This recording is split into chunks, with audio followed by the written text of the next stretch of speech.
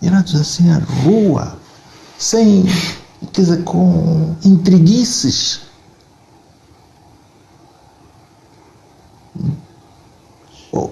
Vocês não sabem uma só como é que fica. Todos os seus companheiros fogem de ti porque dizem que estão a ser escutados. Me aconselharam a mudar de número de telefone. E sentiu isso por ser perseguido, escutado? Eu não ligo isso, porque eu não sou contra-revolucionário e nunca vou trair meu país. Nunca, nem os meus dirigentes. Portanto, não estou à vontade. Que escutem ou deixem de escutar, isso não é problema meu. Estão só a gastar bateria e outras coisas, mas a mim não. Mas os seus companheiros, seus antigos companheiros, serem afastados, serem forçados, isso dói um bocado, não é? Quer dizer, é coisa. Uma pessoa vê as pessoas, todos sempre, quando se quer falar com alguém, estão sempre reunidos. Estou em reunião, vou entrar em reunião, estou não sei quantos. Reuniões que duram uma semana, um mês, um ano, até agora a reunião não acabou. Nem dá resposta, mas percebe que estão a fugir de si, não querem falar consigo. Sim. Hoje é alguém a evitar. Evitar? Eu não sei que mensagem se foi passando. É verdade, esta é a realidade. Pessoas amigas, eles até que se propõem, eu depois quero falar consigo, está bem, como é? Não, agora eu vou entrar numa reunião, depois te ligo, está bem, fica já um dia, reunião não acabou. Por acaso, às vezes alguns ainda, está bem, então, passado um dia, telefone, a reunião ainda não acabou, mas que reunião é essa que nunca acaba? Então, são essas coisas que nós estamos a ter, esta sociedade que nós queremos. Não é essa sociedade que nós queremos. Acho que não é isso que se deve dar a alguém que contou, que deu a pátria e a retribuição, a pátria dá-lhe isso. Não, é duro. Isso vive-se. Nós temos que ser mais solidários um para com os outros. Temos que ser, sim senhor, cada um, nem todos podemos ficar eternamente, ninguém é vitalício, não é isso que se põe. Mas devemos sempre estar unidos, solidários. Muitos de nós ainda temos energias, temos forças. Claro. O país tem tanta coisa para se fazer. E a expressão que usou, sente-se atirado, entre aspas, como os outros estão atirados. Tem tanta coisa para se fazer, quer no ponto de vista privado. Nós não aprendemos a fazer mais nada, senão por farda e dirigir tropas. E para alguém que tinha tanta atividade diária, tanta dinâmica, tanta operatividade, hoje fica... É a altura de também sermos. Hoje a reforma devia ser um benefício, uma felicidade. Sim. Para usufruir os frutos da coisa. Devia ser isso. Então por que não, se há pessoas que nada fizeram no país, são acionistas não sei de quê, são não sei o que, tem tantas coisas, por que você também não pode pôr aí ou até consultor, porque tem dossiês que domina, disse-me aqui a relação que tem que estabelecer com os seus colegas, seja da África Austral, seja de outro sítio, até é importante para implementação. Até pode ser levar carta, um mensageiro, tanta coisa, senão qualquer coisa. É preciso que mesmo a economia se abra um pouco mais para nós. Nós não temos rendimento. Por isso é que tem-se dito, se ser honesto, justo, coerente é uma mais-valia ou não? Uma boa questão que deixa aqui no ar, né? Sim. Se depois de tudo que é feito... Você fez tudo, portou-se bem, não sei quanto agora. E aqueles que fizeram mal estão aí a ser louvados, estão a ser estimulados, estão a ser promovidos, estão a ser... E você que armou-se injusto, coerente, está assim a ser desprezado. São essas situações. Eu já falo como angolano, como um cidadão deste país que, já tenho 68 anos, eu faço 69. Sim. Portanto, como alguém dizia, Angola sabe ser uma mãe e boa madrasta para os seus filhos. É isso. Então, é essas coisas que nós, às vezes, algumas... Às vezes fica-se com tabu, mas eu não tenho problemas. Eu não saio da minha linha. Sim. Tenho o meu sentimento, tenho, sim senhor, a minha opção política partidária. Eu nasci na manjedoura do MPLA. Eu no MPLA já fui como é? Da célula. Sim, CAPS. Na altura. Células, né? Da célula. Já fui membro do Comitê Municipal do Partido da Maianga. Já fui membro do Comitê Provincial do Partido de Benguela. Já fui membro, já fui deputado. Na altura, quando havia as assembleias provinciais, já fui deputado da Assembleia Provincial de Benguela. Então quando chegou a altura de dizer, sim senhor, as Forças Armadas são partidárias, eu posicionei-me naquilo que a lei diz. Aliás, eu sou angolano mesmo. Cidadão? Sou cidadão. E tem um nome que carrega em si toda uma bíblica, o Paulo. Então, nunca, mas respeito os outros. Respeito, eu dou-me com toda a gente, com todo mundo. Se ele é da UNITA, se é da FNLA, se é não sei quantos são angolanos, são meus irmãos, são não sei quantos. É como nós estamos em casa, um é do Sporting, outro do Benfica, não sei quantos. Estamos aí. Sim. O interesse é o país. O país acima de tudo e de todos. Então, devemos respeitar. Outra questão que eu... É aí lá da droga. Queríamos falar desta questão do narcotráfico, não é? Da droga. Bom, essa questão do narcotráfico, nós não podemos ignorar nem desprezar.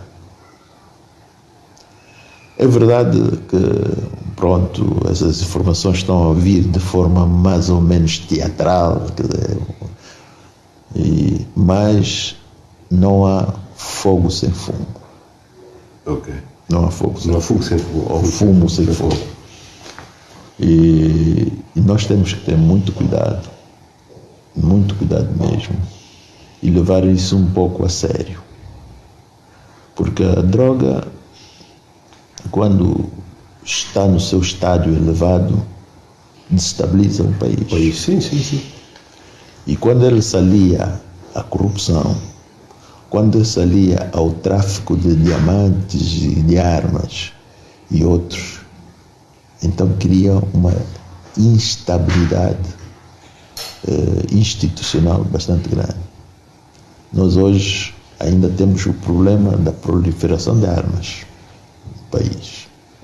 Começamos por uma campanha de desarmamento, que eu até fui o coordenador e dirigi, que foi com muito êxito, e só acabou quando as pessoas começaram já a cheirar dinheiro. E então há muitas armas. E droga, o tráfico de droga, quando coisa, a tendência é criar grupos, quartéis armados. Eles depois têm interesse e domínio. E nós não podemos ignorar isso. Já temos a situação de Moçambique, e se nós não tivermos cuidado, podemos, de uma forma ou outra, também termos situações de instabilidade aqui no nosso território. É verdade que as cumplicidades deste tráfico de droga, há envolvência de muitos setores, de muitos agentes, não dos setores, de muitos agentes dos vários setores do país. Isso setores de segurança, defesa, isso, não vale a pena estarmos a menosprezar isso. Sim. Nós, polícia, nunca tivemos uma atuação forte nisso, porque não tínhamos esse tal órgão de investigação criminal. Recebíamos algumas informações que canalizávamos, não tínhamos o acompanhamento e o tratamento, mas é preciso prestar atenção. Começasse a trabalhar agora já. É preciso prestar atenção. Depois não se controla. Quando se perde o controle há sinais bastante evidentes que nós devemos levar a peito, sem sentimentalismos nem paixões. Sem conveniências também. E então, realmente esse é um tema que ultimamente está coisa, mas não vamos menosprezar ou desprezar este estado de situação. Exige uma abordagem a mais alto nível, nível de força de defesa, de investigação, de segurança e tudo. Sim, uma abordagem, e não só, quer dizer, uma abordagem. Devemos saber quem são os intervenientes nisso, né? Quem deve atuar. Perigo de não nos tornarmos um narco-estado, né?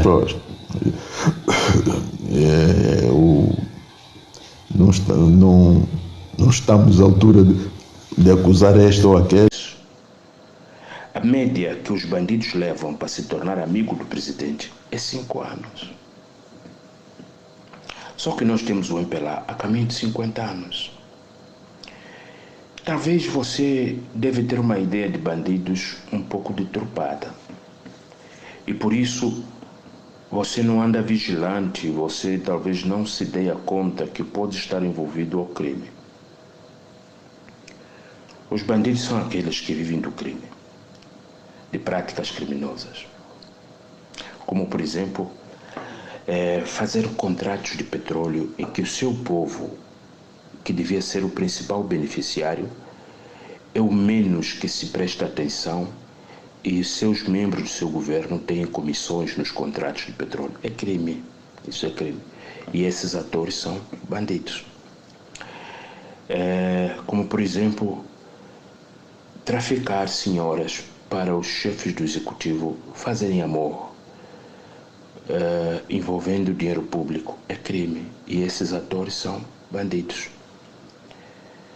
Isso tudo que estou a falar fazem parte daquela sala que nos outros países é máximo 2% dos trabalhadores, o ideal é 0,5%. Eu vou te fazer aqui um paralelo. Kennedy, o gabinete dele, ele infiltrou no seu gabinete agentes da inteligência cubana dentro do gabinete de Kennedy. Kennedy foi um dos presidentes americanos que terminou o assassinato.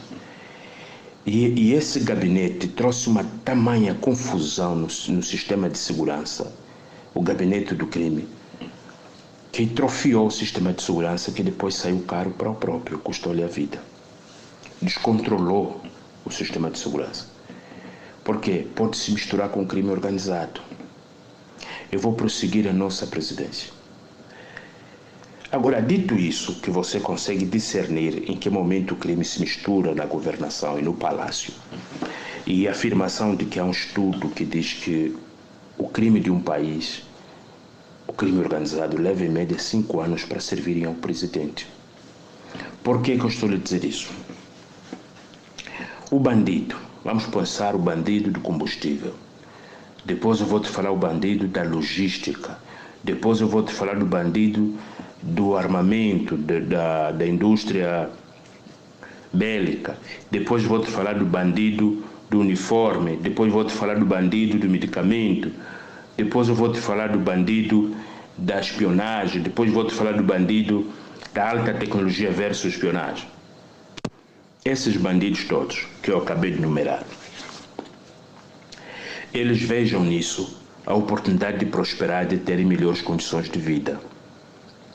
O bandido da farda, do uniforme, ele faz de tudo para que o governo tire o pedido do uniforme com ele, para ele ser o vendedor do uniforme da polícia, e mais ou menos para que isso represente um custo que fosse, vamos supor, temos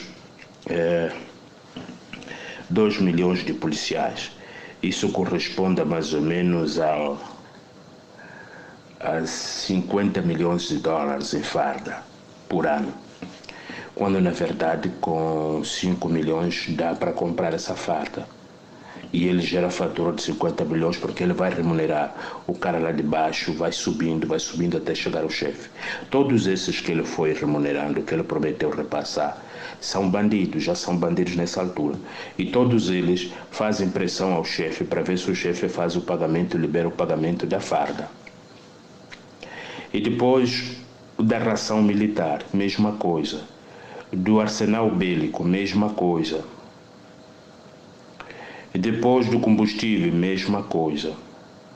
Do combustível ele consegue impedir que o país tenha refinaria para que continuem a comprar combustível. E essa pressão ele vai alimentando uma cadeia até chegar dentro da cidade alta. E eles vão controlando a temperatura do presidente para não forçar que surja a refinaria no prazo que o presidente quer. Vão gerindo o presidente, vão lhe cozinhando. Esse é o crime organizado dentro do palácio. O país não consegue ter a refinaria nos prazos porque ele vai sendo cozinhado. Bom, esse é o crime de rotina, que é sabido, que é o crime que todo homem adulto que está a dizer que vai ser presidente já sabe que vai encontrar esse crime lá dentro. E ele tem que desconstruir isso. Aquele funcionário que vem assim, chefe, este aqui é aquele processo lá, e o fulano já deu vista, já deu vista, falta só o chefe assinar. Desconfie desse funcionário que sempre está vendo com pressão sobre pagamentos. Os documentos que têm a ver com cartas de ciclano, nada, mas cartas que envolvem dinheiro, projetos que envolvem dinheiro, ele tem sempre interesse. Desconfie desse colaborador, que ele sempre põe na mesa, falta assinar esse documento. Tal documento, os documentos que ele gosta de dizer que falta é documentos que têm dinheiro. Os documentos que não envolvem dinheiro, ele não se preocupa de dizer, chefe, esse documento já está há mais de 5 dias à espera. Então você desconfia disso. Agora, vamos entrar numa coisa, antes de eu chegar no narcotráfico, vamos entrar nas nomeações, para você entender como o crime organizado e os bandidos operam. As nomeações. Você que me escuta, está a pensar que o presidente dá um estalo de dedo e fala assim, vou nomear fulano, preciso do fulano. Não. São sugestões do colegiado. E o crime organizado faz isso. O crime organizado consegue buscar uma pessoa do exterior para entregar naquele governo, para aquele governo nomear como chefe do gabinete da presidência, como ministro, como governador. O crime organizado consegue infiltrar uma pessoa para João Lourenço nomear. Então o crime organizado percebe que o país há uma enxurrada de denúncias sobre o sistema de investigação criminal. E o chefe e a cidade principal do tráfico é Luanda. Aí de repente, a enxurrada de denúncia pode põe em risco a cabeça do ministro do interior. Como o crime organizado resolve esse problema? Onde ele arrebenta, investigações do gênero, onde começa a arrebentar? Na base. Quem são da base? Os chefes da base. O responsável do SIC de Luanda é a base. Quem lhe mantém no cargo é o chefe nacional. E está subordinado a quem? Ao ministro do interior. Ok. Então, nomeia. Ele sugere ao presidente que aquele indivíduo é bom. Eu estou pensando, partindo do pressuposto que o presidente não está envolvido. Você que me escuta, deixa-me só ser ingênuo, porque é saudável ser ingênuo, não é doentio, porque você não peca por excesso, peca por falta. Então, eu aqui estou a fazer um raciocínio que, de certo modo, tem uma dose de ingenuidade, aquela que permite concluir que o presidente não tem nada de envolvimento nisso. Aí, A proposta de nomeação vem na mesa do presidente. Quem fez a proposta? Tem que ser feita pelo chefe dele. As pessoas não imaginam isso. Quem faz a sua proposta de nomeação é o seu chefe. O chefe direto do responsável do SIC de Luanda é o ministro do Interior. Como você vai trazer aquele colaborador num nível de satisfação e de boca fechada e de fidelidade? Lhe nomeia, lhe dá mais um cargo mais acima. Apresenta o chefe passa a caneta e transforma aquele principal autor, muito citado no tráfico de drogas, ele passa a ser então vice-diretor nacional de investigação. Aumenta a imunidade dele, aumenta a proteção dele. A carícia do regime passa a mão na cabeça dele. Este tipo de crime atualmente tem um problema. Nós angolanos, o Estado, o governo, o povo angolano, na verdade, não é pelo dinheiro que o Estado angolano, os membros do governo pelo dinheiro podem estar a traficar, mas o Estado dando cobertura a isso não pode ser pelo dinheiro, porque seria muita insanidade, porque os diamantes já dá dinheiro, dá para desviar diamantes, os governantes podem fazer isso. O petróleo dá muito dinheiro, muito. Dá para noticiar que a produção do petróleo caiu e aquela margem que vocês simularam que caiu é tudo para vocês no vosso bolso. Dá para fazer isso. O que pode levar um governo ao perfil do nosso, que tem petróleo, tem diamante, tem tantas riquezas? Alienação da soberania. Como é isso? Nós é que pensamos que temos governo. Na verdade, nós não temos governo. Nós pensamos que temos o Estado. Na verdade, o Estado não nos pertence. A nação não é nossa. Como assim? Eles não decidem pelas coisas mais importantes do país, porque são coisas rentáveis, lucrativas e são de interesse internacional. Então, o petróleo nós não podemos discutir como se devia discutir, não podemos questionar qual é a real porcentagem que o Estado angolano tem. Um Estado livre, um Estado soberano discute essas coisas. Esse nosso Estado, desde a sua proclamação, não consegue trazer ao público a questão do petróleo, não consegue dizer a sonda Y, o Estado só tem 5%, na sonda Y o Estado só tem 1%, na sonda tal o Estado tem 0,5%. Não conseguem falar isso. E isso é ilícito, isso é o crime. O que é ilícito? Essas porcentagens que eles foram distribuindo para si próprios, para eles se fazendo latifundiário. Nós temos aqui governantes que são latifundiários de terras, mas são podres de rico, ganham por mês mais de 500 milhões de dólares. Aquilo que seria para o Estado foi atribuído para ele. E quando o outro tomou posse, só ajustou para entrar no clube, aumentou só a fatia dele no clube. Então, é crime. É aquilo que eu estava a dizer. A repartição do crime na Cidade Alta deixou de ser 2% e foi para 70% a 80% dos colaboradores trabalham para o crime.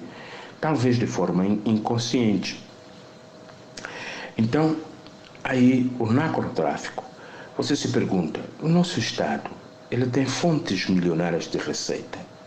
É diferente do tráfico de drogas, onde o Estado encontra naquilo a condição para comprar medicamentos, para asfaltar as ruas, para investir nos serviços sanitários, na segurança pública, o resto é diferente.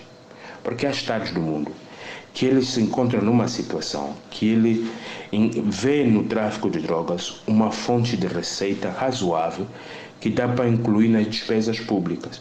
O tráfico de Angola não está sendo incluído nas despesas públicas. O Estado angolano não está a beneficiar do tráfico de drogas. Não está a beneficiar. O Estado angolano está dando cobertura. Por quê? Porque quem pode praticar a detenção em Angola é o Estado angolano. Então, se os traficantes mundiais tiverem um porto, tiverem aeroportos, tiverem uma logística que passa no país Y, onde não podem ser presos, onde dá para pegar um barco e encher de drogas e sair legalmente daquele porto, daquele país, porque os barcos, quando saem de um país, têm que ter o registro de fiscalização, de todo um processo e do que está a trazer. E para o porto onde chegar, ele tem que dar essa guia. Diz, olha, vem do país X com X toneladas do produto tais, produtos lícitos. Então, o barco que foi preso na Espanha tinha toda a documentação em dia. Significa que houve conivência dos órgãos de Estado para o efeito. E esse barco, alegava-se aqui que estava retido para inocentar o dono. O dono, nesse caso, não tem corresponsabilidade nenhuma com isso, porque o barco se encontrava na posse do Estado, dos órgãos de tutela. Aí você começa a perceber que não é tráfico de drogas por inspiração patriótica. Não é um grupo de guerrilheiros que não tem outra fonte de receita, não é um grupo que governa o país, não tem outra fonte de receita em escala razoável. E por compromisso com o povo, com os mais sofridos, eles dizem, chutam balde, dane-se, nós temos que traficar para conseguir ter munições, para conseguir ter... Nós estamos a falar de um grupo que está no poder, que o orçamento que eles atribuem à segurança e defesa já é invejável. E não estamos a falar de um órgão de segurança e defesa que tem academias de verdade, que tem indústrias bélicas, que... Não, aquele dinheiro é mesmo para desviar, porque a tropa é desnutrida, o jovem faz a recruta nutrido, quando termina já está desnutrido. A tropa se alimenta mal, se veste mal, tudo mal, forma-se mal, tudo mal. Por quê? Não há recurso disponível. Mas eles têm um dinheiro, deve ser o terceiro ou quarto maior orçamento de África para a segurança e defesa. Então, este crime que está acontecendo no nosso país, ele foi abraçado pelas mentes criminosas daquele grupo que eu descrevi antes de chegar às drogas, que precisa fazer o cartel das fardas, da logística, da alimentação do exército, do arsenal bélico, das prostitutas, precisa fazer... Esse grupo, essas mentes criminosas, fica muito fácil migrarem para o tráfico de drogas, muito fácil. Porque ele já se porta como bandido e ele precisa otimizar o gabinete dele dentro da presidência, o seu braço dentro da presidência da República. Isso permite nomear pessoas envolvidas ao tráfico de drogas, sendo protegido pela assinatura, pela caneta do presidente. Então, só que isso tem um preço. O preço é a deposição de um eventual governo desse tipo. Mas quem podia instigar a sua deposição? Que é o país que tem uma política muito clara contra o tráfico de drogas, é os Estados Unidos. Só que aos Estados Unidos não precisa mais depor esse governo, que é o governo refém, porque ele vem de uma fraude eleitoral. É um governo que já lhe pertence, é um governo que está nietado, sob controle. Para que vais depor isso? Para pôr um governo que virá da vontade popular. Então, essa conjuntura, essas circunstâncias atípicas, é que faz esse choque que estamos a assistir. Porque é anormal disso, o governo americano já está de olho em cima desse governo. Ele não precisa estar de olho em cima de um governo que é refém dele. Esse é o desafio que temos, esse é o grave problema. Os americanos não vão estar interessados a constituir processo contra o tráfico de droga ao alto escalão de Angola, porque põe o risco de depor o governo. Enquanto ele se apresentar na condição que ele está hoje, os americanos não interessam de pôr esse governo. É o governo perfeito. É um governo desprestigiante, mas está mesmo bom. É aquele gabinete da crise americana, do gabinete da presidência que lida com crime. Este é aquele governo que os seus assuntos se tratam naquele gabinete lá, que todo presidente do mundo tem, o gabinete do crime. Entende? Angola não é tratado na política americana no gabinete da relação de Estado para com Estado, é no gabinete do crime. Então, os presidentes têm o gabinete das crises / do crime. E, no nosso caso, o gabinete do crime contaminou o palácio. Ele saiu de uma sala minúscula e entrou na presidência e espalhou, como se fosse um vírus, se espalhou dentro da cidade alta. Então, o crime pelo país inteiro tem a retaguarda, tem as costas quentes. Aquele gabinete normal dele é um gabinete tímido, muito tímido. Hoje, aquele gabinete, ele bate palma, acende a vela de aniversário e celebra aniversário de mais de X anos de intervenção do crime nacional e no continente. Então, se Angola está envolvida no tráfico de drogas, certamente está envolvida no tráfico de arsenal bélico. Certamente, porque o nosso orçamento é tão grande que não devia o nosso exército estar desarmado, todo ele caótico como se encontra. Minha contribuição foi essa, é de um homem que está a pensar 2027 ser presidente. Eu vou reduzir a intervenção do gabinete do crime, eu vou lhe pôr na sua insignificância, eu vou lhe devolver, não é tão assim insignificante, eu falei com a fala. É um gabinete estratégico, mas não podia ser assim da forma que João Lourenço e Eduardo Santos lhe deu e como João Lourenço está a lhe dar. João Lourenço exagerou, porque já está demais, está demais. Está demais. Bom, que Deus proteja todos nós, porque num ambiente desse tipo, realmente, aqueles que deixaram Angola tinham razão de deixar. Eu vou continuando aqui em Angola, entregue a vida à mão de Deus, Ele quem sabe pela minha pátria.